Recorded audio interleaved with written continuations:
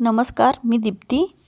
कुठलेही वाटण न करता चवदार लागणारी, चविष्ट असणारी आणि झटपट होणारी अशी भाजी, जी की तुम्ही ऑफिसलाही नेऊ शकता किंवा घरीही खाऊ शकता. चमचमीत अशी मुगाची भाजी आज आपण पाहणार आहोत. मूग भिजलेले असो किंवा भिजत घालायचे विसरलेले असो तरी देखील ही भाजी आपल्याला करता येते. इथं मी 1 वाटी मूग घेतलेले आहेत. ते स्वच्छ धुवून निवडून भिजत घातले होते 4 तास. आता त्याच्यामध्ये मीठ घालून घेणार आहे चवीनुसार आणि ह्याला 2 शिट्ट्या देऊन आपण शिजवून घेणार आहोत. मूग जर भिजलेले नसतील तर त्या मुगाला आपल्याला 4 शिट्ट्या देऊन घ्यायच्या आहेत. मी इथं 2 शिट्ट्या देऊन मूग शिजवून घेतलेले आहेत. तुम्ही बघू शकताय किती छान प्रकारे आपले मूग इथं शिजलेले आहेत. आता फोडणीची तयारी करूया. इथं मी कढईमध्ये 2 चमचे तेल घेणार आहे. तेल इथं गरम झालेलं आहे. तेलामध्ये आपल्याला छोटा अर्धा चमचा मोहरी टाकून घ्यायची आहे.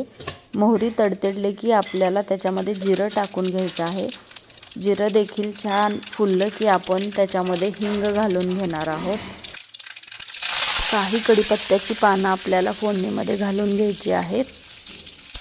कढीपत्ता छान तेलामध्ये तळून झाला की आपण त्याच्यामध्ये ठेचलेला लसूण घालून घेणार आहोत. मी इथं 15 ते 20 लसणाच्या पाकळ्या ठेचून घेतल्या आहेत. आता या फोडणीमध्ये आपल्याला अर्धा चमचा हळद घालून घ्यायची आहे आणि मसाला घालून घ्यायचा आहे. घरगुती काळा मसाला घालत आहे मी इथे 2 चमचे.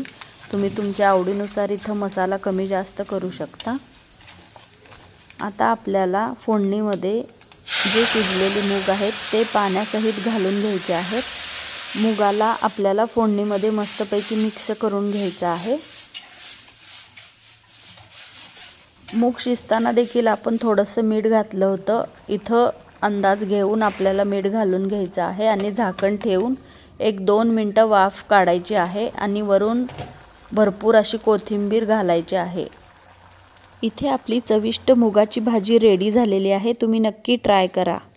पुन्हा भेटूया अशाच एका नवीन रेसिपीबरोबर. तोपर्यंत बाय.